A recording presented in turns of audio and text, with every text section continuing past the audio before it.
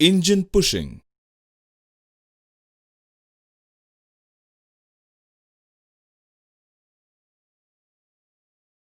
Engine pushing in case of passenger trains is permitted only in case of accident or in emergency, working of relief trains, transhipping of passengers, etc.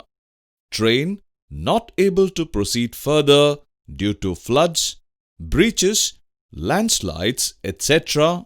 and when an injured passenger or a person knocked down by the train is required to pick up if considered necessary. Engine pushing in case of other than passenger trains is permitted only in case of working of material train, inability of engine to haul the load, line obstructed and trains required working to and from the point of obstruction, accident or in emergency, working of relief trains, and train not able to proceed further due to floods, breaches, landslides, etc.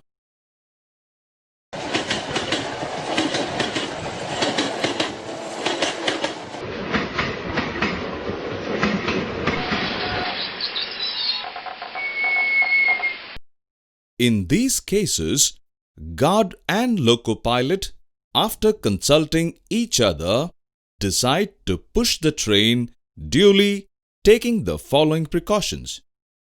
The guard or loco-pilot shall contact station masters or SCOR or TPC telephonically and obtain permission to push back. Such permission shall be given only by station master of station in rear, supported by a private number. If guard or loco-pilot cannot contact station masters or SCOR or TPC telephonically, they shall walk to the nearest station. Station master of the station shall then issue a caution order permitting pushing back. Station master of station in advance shall issue caution order only after obtaining permission supported by a private number from station master of station in rear. This permission shall be given only after ensuring the level crossing gates, if any, are closed against the road traffic. The guard of the train shall travel in the leading vehicle if it is fitted with a air brake valve or handbrake. If the leading vehicle is not so fitted, the guard shall travel in the nearest vehicle there to which is so fitted. The speed of the train when the guard is travelling in the leading vehicle shall not exceed 25 km per hour and in any other vehicle 8 km per hour. The guard shall ascertain that the level crossing gates are locked and the hand signals are displayed by the gateman before proceeding further. The guard shall be responsible for taking all precautions to warn passengers that the train is pushed back to the station and to prevent accidents to the passengers in the carriages.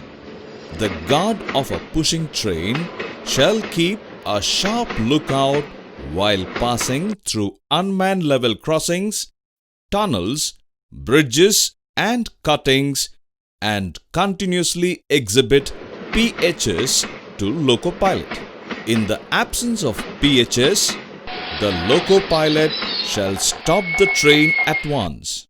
The guard shall also continuously whistle to warn all the staff on the way to make them aware about the pushing back of train and to stand clear of the track. The loco-pilot shall continuously whistle and keep a sharp lookout, especially in the direction in which the train is running, and be prepared to stop the train short of any obstruction. While pushing back the goods train without brake van, the guard shall walk by the side of the track in rear of the last vehicle of the train, exhibiting PHS continuously to the loco-pilot. The loco-pilot shall observe walking speed on this occasion.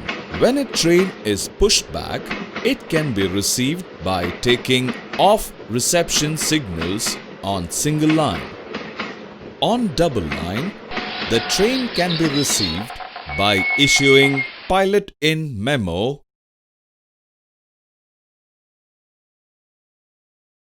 after setting, clamping and padlocking of relevant points.